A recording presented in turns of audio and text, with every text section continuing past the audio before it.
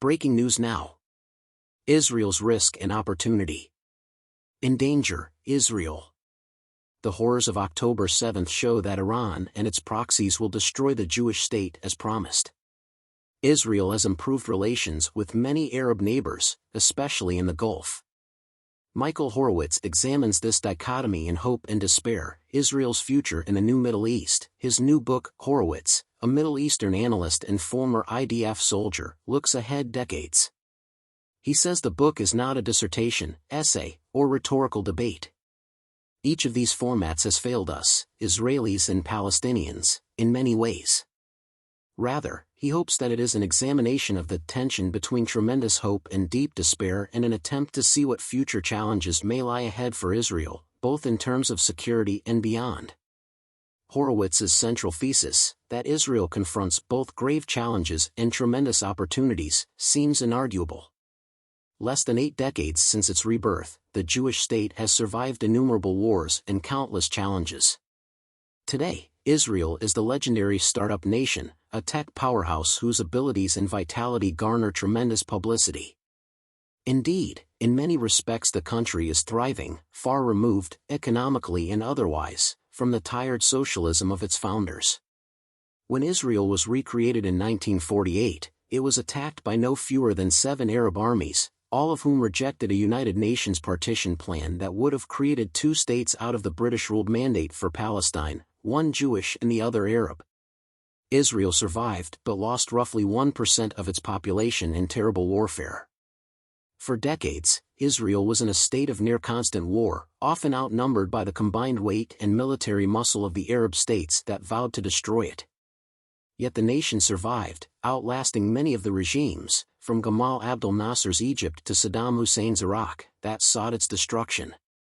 And today Israel thrives, with a vibrant population, resilient people, and a cutting-edge economy. But darkness looms.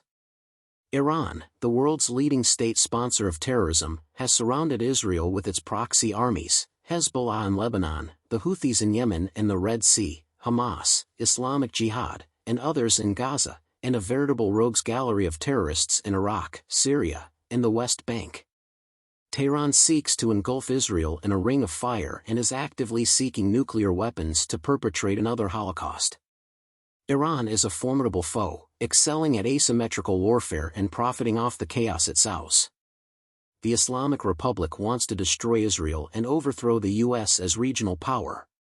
In this new Middle East, Horowitz says, Israel must find its footing, facing opportunities and risks that match the unprecedented nature of the change and the scope of transformation. The Abraham Accords, in which important Arab states including Bahrain and the UAE acknowledged Israel, were a major change. The deals were, and are, a huge achievement by the Trump administration. In several areas, notably at the cultural and economic level, they exceed past peace treaties between Israel and the nations of Egypt and Jordan. The accords were achieved thanks in large part to the Trump administration's willingness to break with failed precedents, including the decision to discard the idea of linkage, the belief that peace with Arab states can only come after peace with Palestinians. More broadly, the deals reflect a fundamental reality: both Israel and key Arab states have a shared enemy in Tehran.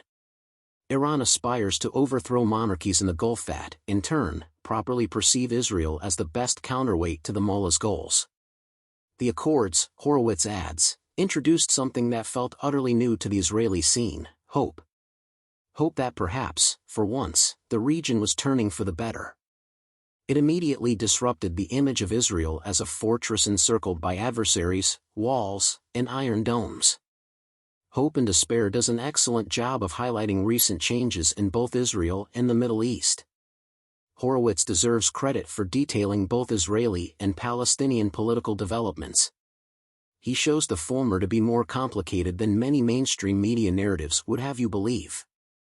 For example, his look at the various religious political parties in Israel, and their frequent role as kingmakers and moderators, is valuable. Same for his Palestinian politics analysis. Horowitz accurately portrays Palestinian Authority leader Mahmoud Abbas as corrupt and embroiled. Abbas is in his 19th year of a 4-year term.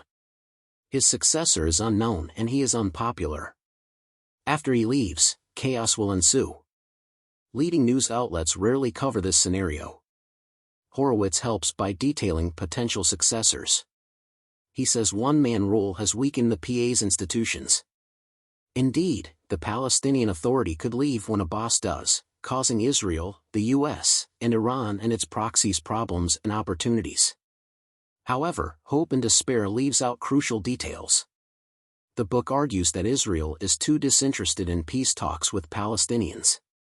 Many Israeli leaders, Horowitz asserts, prefer the status quo instead of working toward a two-state solution. But the author fails to detail the numerous occasions in which Palestinian leaders have rejected statehood if it meant living in peace next to a Jewish state. To wit, Palestinian leaders refused U.S. and Israeli proposals for statehood in 2000 at Camp David, 2001 at Taba, and 2008 after the Annapolis Conference, among other recent instances. If Israelis and many Arab leaders feel that the conflict is unsolvable as Horowitz says, this history helps explain why.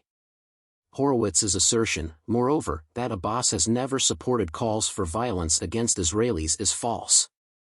Under Abbas, the PA has praised numerous terrorist attacks, including the October 7th massacre.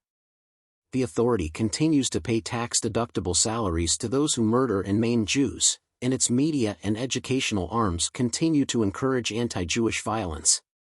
Abbas himself has incited violence, perhaps most notably in a 2015 speech during the so-called stabbing intifada, in which he said, "We welcome every drop of blood spilled in Jerusalem. To make peace, one must first have a peace partner." Horowitz also overlooks the role the Biden administration's fading of Iran played in increasing regional tensions.